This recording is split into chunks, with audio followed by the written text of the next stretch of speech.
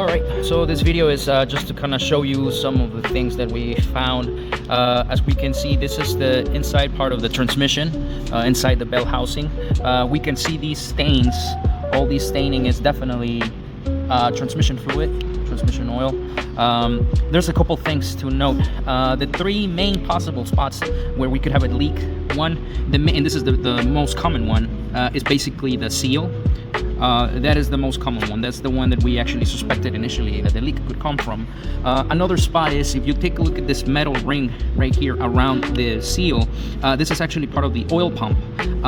Between the oil pump and the bell housing, there is an O-ring inside this part around this metal ring that you see over here.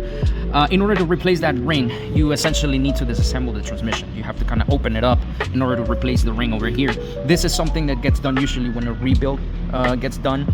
That is normally an O-ring that gets replaced during that job. Whether it was done or not, obviously, as you can see, there's no way to tell whether that was done or not. You just assume that it got done. Another thing, where the oil could possibly come from is from the bolts. Some of these bolts go across the inside of the transmission. So in between the bell housing and this is the actual transmission, sometimes you can get some leakage internally through the bolts.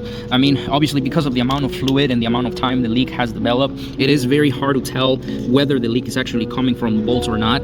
And the last concern that we kind of have is that we can see kind of some cracking inside on this part of the bell housing. I'm gonna do my best to kind of show it with the light. We can just kind of see some hairlines, some very minor lines. Again, some of these markings, some of these lines, you could argue they could be attributed to casting marks.